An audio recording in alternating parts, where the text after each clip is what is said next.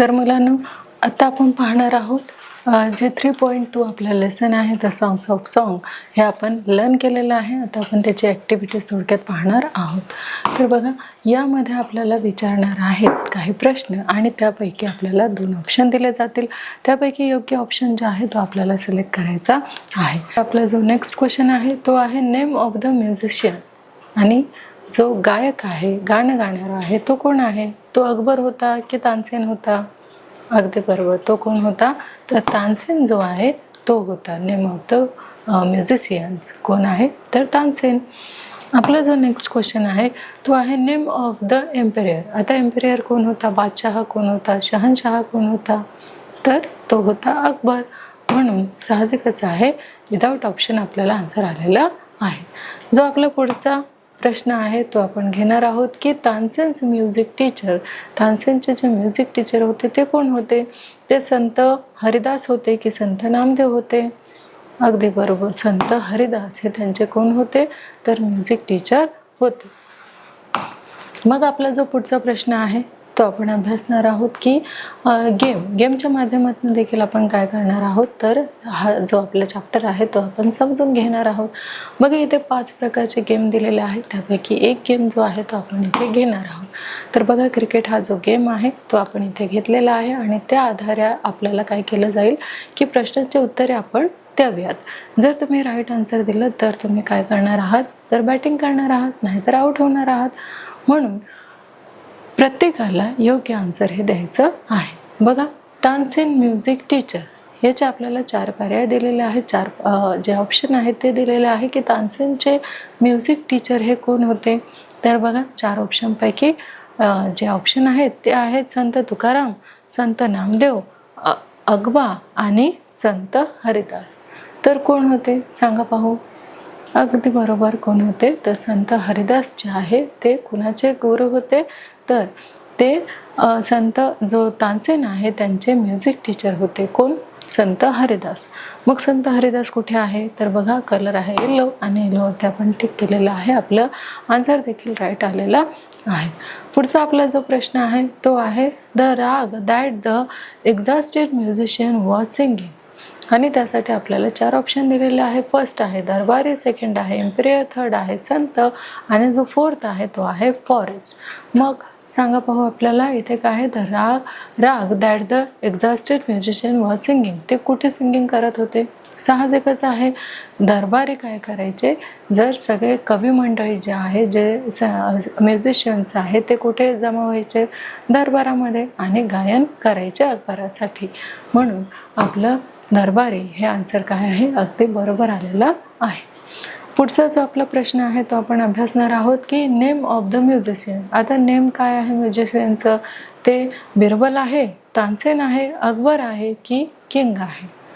अगदी बरोबर, काय आहे? तर तानसेन हा त्यांच्या दरबारातला काय होता? तर म्युझिशियन हा होता. आपला जो पुढचा प्रश्न आहे तो आहे name of the Imperial. Name of the Imperial काय आहे? तानसेन, संत हरिदास, अकबर की संत तुकाराम? कोण होता सांगा पाहू मुलांनो? Name of the Imperial. जो शहानशाह आहे तो कोण होता? अगदी बरोबर, अकबर हा होता. तर पहा मुलांनो, अशा प्रकारे आपण गेमच्या माध्यमातून सुद्धा काय केलेलं आहे, तर आपला जो चॅप्टर आहे, लेसन आहे द सॉंग्स ऑफ सॉन्ग हा समजून घेतलेला आहे. काही प्रश्नांची उत्तरे जे आहे ते आपण अगदी योग्य पद्धतीने दिलेली आहे. आता यावर आपण टेस्ट देखील घेणार आहोत आणि हा लेसन आपल्याला कितपत समजला हे देखील आपल्याला कळणार आहे. तर बघा, आपला हा जो लेसन आहे त्यातील जो आपला फर्स्ट क्वेश्चन आहे तो आहे तानसेन्स म्युझिक टीचर. आता आपल्याला प्रत्येकाला माहिती आहे की तानसेन जो आहे त्याचा जो म्युझिक टीचर होते ते कोण होते. तरीही आपल्याला इथे 4 ऑप्शन दिलेले आहे. त्यापैकी योग्य ऑप्शन तुम्ही सांगायचं आहे.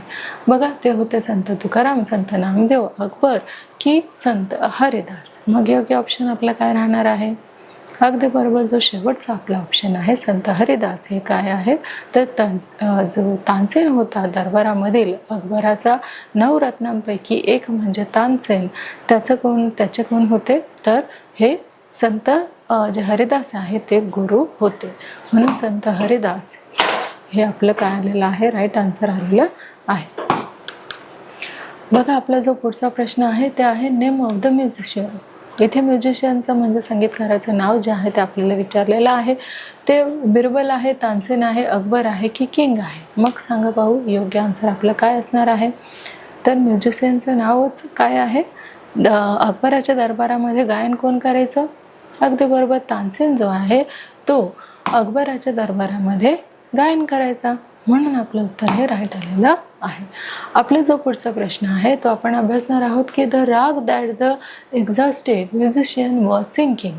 आणि आपले ऑप्शन आहेत दरबारी, इम्पेरियल, संत आणि फॉरेस्ट. मग योग्य ऑप्शन काय आहे आपल्याला? बघा, द राग म्हणजेच जे गाणं आहे ते कुठे गायलं जायचं? अगदी बरोबर, दरबार इथे गायलं जात होतं. तिथे सगळ्या प्रकारचे जे म्युझिशियन आहेत ते तिथे येत होते आणि अकबरांच्या फरमाईशानुसार ते काय करत होते? गाणं गात होते. आपला जो नेक्स्ट क्वेश्चन आहे तो आहे की नेम ऑफ द इम्पेरियर. आता नेम सांगायचं आहे कशाचं? इम्पेरियरचं. ते काय आहे? तानसेन, संत हरिदास, अकबर की संत तुकाराम? आपल्याला माहीतच आहे काय आहे. तर नेम ऑफ द इम्पेरियरचं जे नाव आहे, शहनशाहचं जे नाव आहे ते आपल्याला माहीत आहे. कुठलं आहे ते? तर अकबर हा कोण होता? शहनशाह होता. आता बघा, अशा प्रकारे इथे काय झालेलं आहे, तर आपली जी टेस्ट आहे या पाठावरील ती देखील आपली कंप्लीट झालेली आहे आणि तुम्ही सगळ्यांनीच खूप चांगल्या पद्धतीने प्रत्येक प्रश्नाचं जे उत्तर आहे ते खूप छान आणि योग्य पद्धतीने दिलेलं आहे. आता आपण काय करणार आहोत, तर थोडक्यात क्वेश्चन आणि आन्सर हे जे आहेत ते देखील आपण इथे अभ्यासणार आहोत. तर पहा मुलांनो, आपल्याला इथे काही प्रश्न विचारले जातील आणि त्यांचं स्पष्टीकरण जे आहे ते आपण इथे घेणार आहोत. तर आपला जो पहिला प्रश्न आहे तो असा आहे की how does emperor Akbar praise Tansen? आणि त्याचं जे आन्सर आहे ते आपण इथे घेऊयात.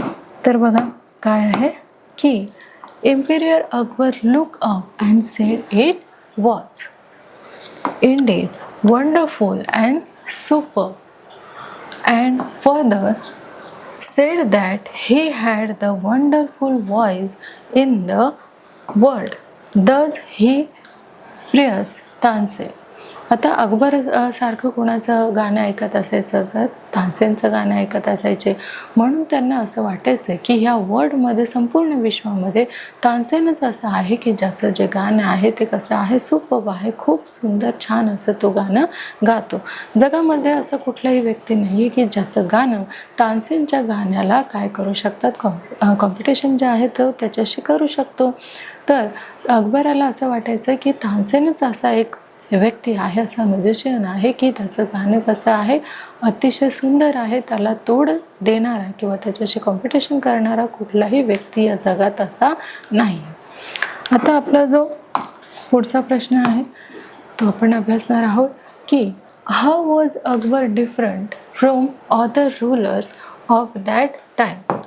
आणि त्याचा आन्सर जे आहे ते आपण इथे घेतलेला आहे. बघा ते काय आहे.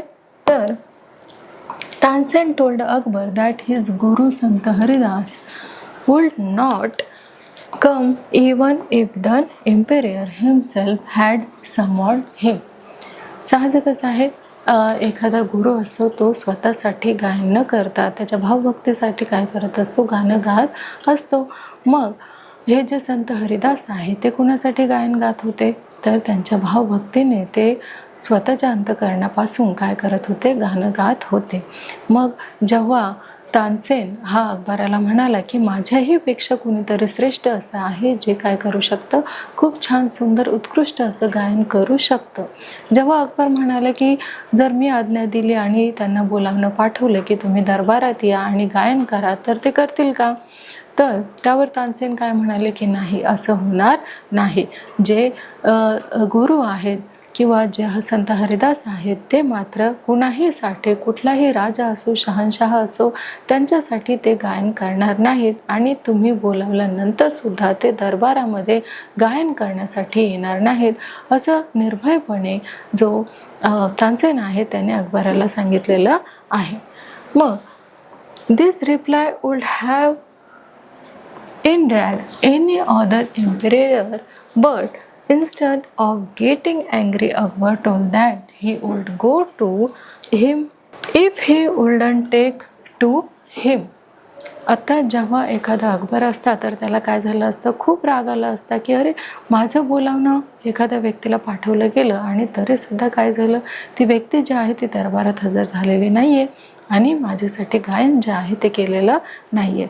तर बघा अशा पद्धतीने हा जो अकबर होता तो कसा होता, तर इतरांपेक्षा वेगळा होता. त्याला मात्र काही राग आलेला नाही. जेव्हा डायरेक्ट स्पष्टपणे कुणी सांगितलं होतं, तानसेनने सांगितलं होतं की जे माझ्या पेक्षा उत्कृष्ट गातात ते काही या दरबारात येऊ शकणार नाही. पण या गोष्टीचा कुणाला राग आला नाही, तर अकबराला राग आलेला नाही आणि तो म्हणतोय की जरी मी बोलावणं पाठवलं तरीसुद्धा ते जे गुरु आहेत ते इथे येऊ शकणार नाही का. तर मग त्यावर तानसेन म्हणाला की नाही, ते इथे येऊ शकत नाही, तुमच्यासाठी ते गायन करू शकत नाही. मग it shows the humanity of Akbar, thus he was different than other rulers in his attitude.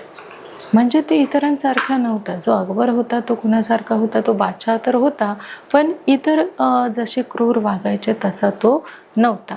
म्हणजे त्याचे जे रूल्स अँड रेग्युलेशन आहे ते इतरांपेक्षा कसे होते, वेगळे होते. जसे की एखाद्या राजाला किंवा एखाद्या अकबराला किंवा शहानशाहला असं म्हटलं गेलं की नाही, हा व्यक्ती जो आहे तो दरबारात येणार नाही, तर साहजिकच आहे कुणालाही राग आला असता. पण याचे जे रूल्स आणि रेग्युलेशन्स आहे अकबराचे हे कसे आहे, वेगळे आहे. तो संगीताचा एवढा वेडा होता की त्याने स्वतः काय म्हटलेलं की जरी तो जो उत्कृष्ट म्युझिशियन आहे तो जर दरबारात येऊ शकत नाही तर मीच काय करणार, तर त्याचं गाणं ऐकण्यासाठी त्याच्याजवळ जाणार. पण आपल्याला माहीत आहे, आपण लेसन शिकलेलो आहोत की या लेसनमध्ये तो त्याची तानसेनची एक अट होती की तू नक्की त्याच्याजवळ जा, पण एक बादशाह म्हणून नाही, तर एक चाहता म्हणून, म्युझिशियनचा एक चाहता म्हणून तू काय कर, तर त्यांचं म्युझिक जे आहे ते ऐकण्यासाठी जा. आणि बघा आपला जो पुढचा प्रश्न आहे तो आपण इथे घेणार आहोत आणि तो असा आहे, where did Sant Haridas live, what was he doing when Tansen and the emperor reach his hut. आता हट म्हणजेच काय, तर झोपडी. आता तानसेन आणि जो अकबर आहे ते दोघंही कुठे पोचले होतं, तर हे दोघे जे आहे ते पोचले होते जे संत हरिदास आहे त्यांच्या झोपडीजवळ. आणि आपण बघितलं की संत हरिदास तेव्हा काय करत होते, तर त्यांचे जे दैनंदिन कामं आहे ते करण्यामध्ये संत हरिदास जे आहे ते व्यस्त होते. मग Sant Haridas live the simple life of hermit.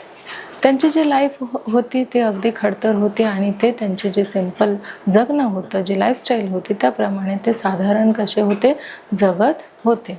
He was busy with his daily chores. म्हणजेच ते त्यांच्या जे काही डेली रुटीन लाईफ आहे त्यामध्ये ते व्यस्त होते, बिझी होते. सकाळपासून संध्याकाळपर्यंत जे काही कामं आपण करत असतो त्या कामामध्ये काय होते, तर संत हरिदास जे आहे ते मग्न होते, व्यस्त होते. Tansen and the emperor reach his hut. आणि तेवढ्यामध्ये कोण पोहोचलं संत हरिदासच्या झोपडीजवळ, तर तेवढ्यामध्ये त्यांच्या झोपडीजवळ पोहोचलं तानसेन आणि अकबर हे जे आहे ते त्यांच्या झोपडीजवळ पोहोचले. आणि संत हरिदास तेव्हा काय करत होते, तर गायन करत होते का, नाही. त्यांचे जे काही दैनंदिन व्यवहार आहे, जे काही दैनंदिन कामं आहे ते करण्यामध्ये संत हरिदास कसे होते, तर मग्न होते, त्याच्यामध्येच ते रममाण झालेले होते. तर बघा अशा प्रकारे हा प्रश्न आपण घेतलेला आहे. आता जो पुढचा प्रश्न आहे तो आपण इथे अभ्यासणार आहोत. तर पुढचा प्रश्न असा आहे की why did Tansen make deliberate mistake.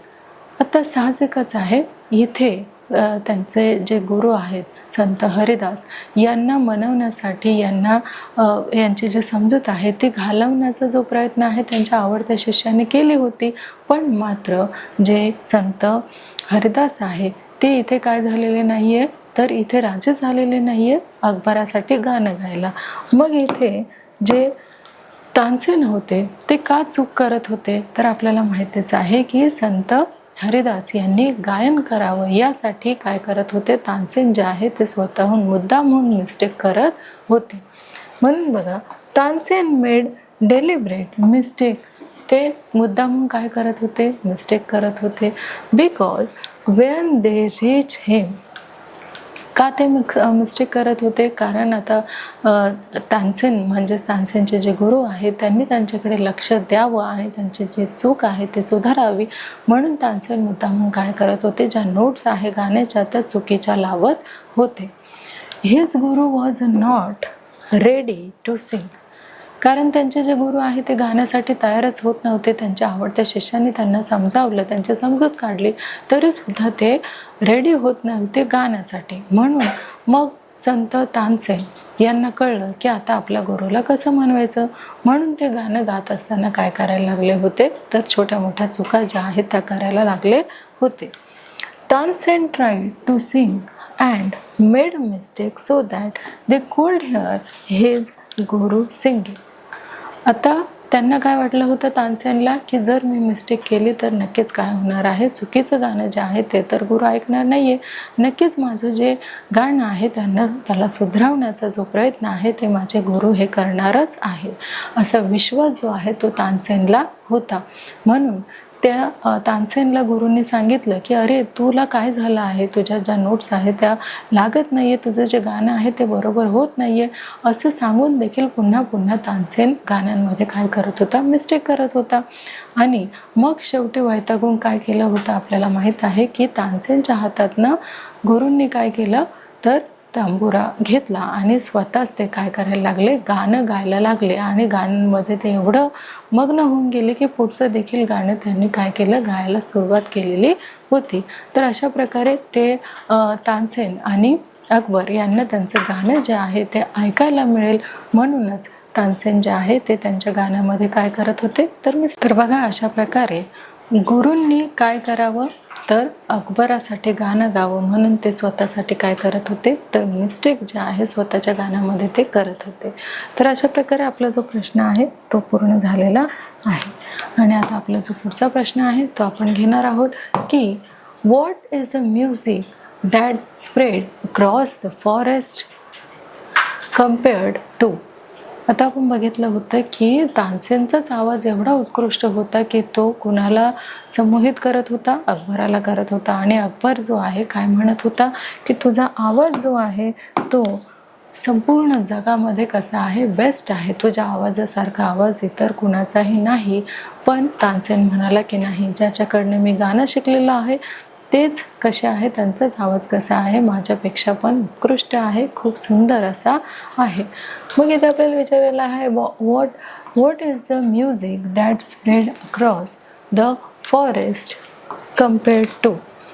आता त्यांचा जो आवाज आहे तो एवढा छान सुंदर बहारदार असा होता की तो स्प्रेड होत होता संपूर्ण जंगलामध्ये, जसं की जे जास्मिनचं फूल आहे ते जसे जाईजुईचे जे फुलं आहेत आपला सुगंध पसरवतात आणि तो आजूबाजूला स्प्रेड होतो, पसरतो, जसे की जे पहाट होते आणि सूर्याचे जे किरण आहे ते प्रत्येक घटकावरती पडत असतात, तसेच गुरूंचा जो आवाज आहे तो देखील संपूर्ण जंगलामध्ये स्प्रेड झालेला आहे.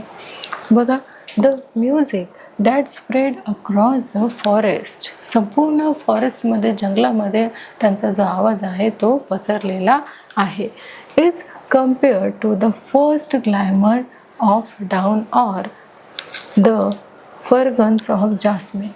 जेव्हा पहिली पहाट होते आणि पहिल्या पहाटमधून जे काही प्रकाशाचे जे कवळी किरणं आहे ते प्रत्येक वस्तूपर्यंत, प्रत्येक गोष्टीपर्यंत पोहोचते, तसाच गुरूंचा आवाज देखील प्रत्येक व्यक्तीपर्यंत पोहोचलेला आहे, प्रत्येक जीवांपर्यंत पोहोचलेला आहे, स्प्रेड झालेला आहे असं वाटत होतं.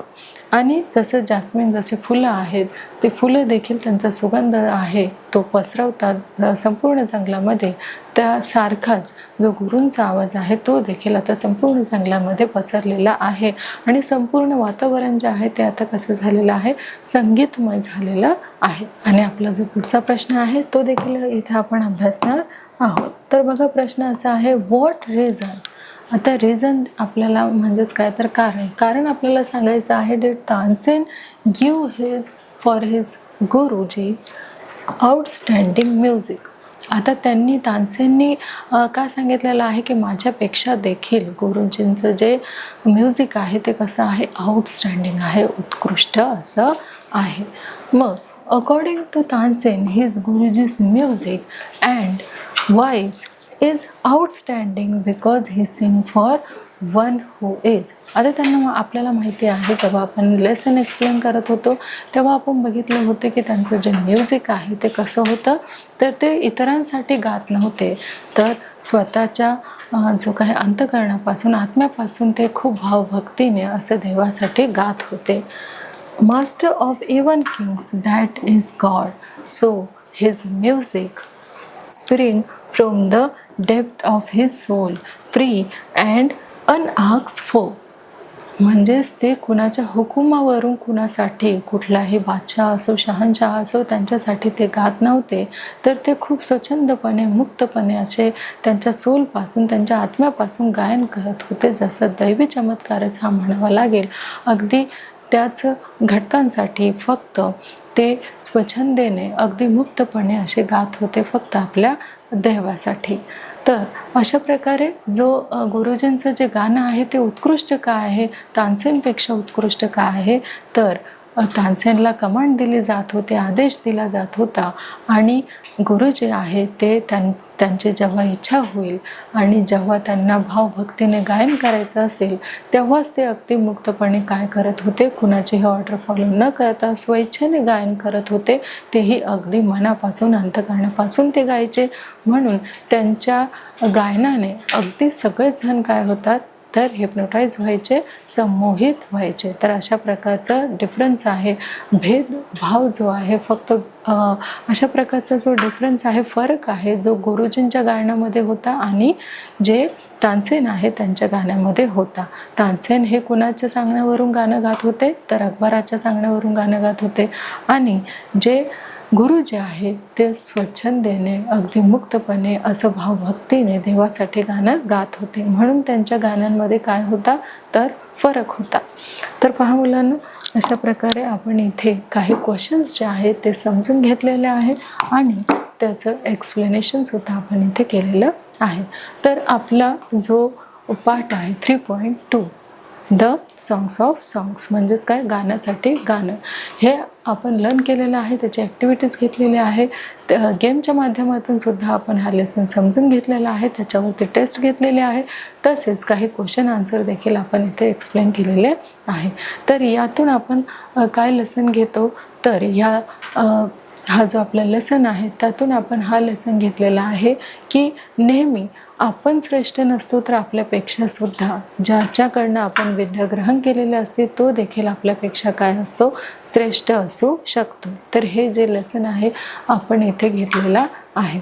तर बघा, आपला जो लेसन आहे 3.2 द सॉंग्स ऑफ सॉंग, हा जो आहे तो आपला कंप्लीट झालेला आहे. तर लवकरच आपण भेटणार आहोत एका नवीन पाठामध्ये. तोपर्यंत धन्यवाद.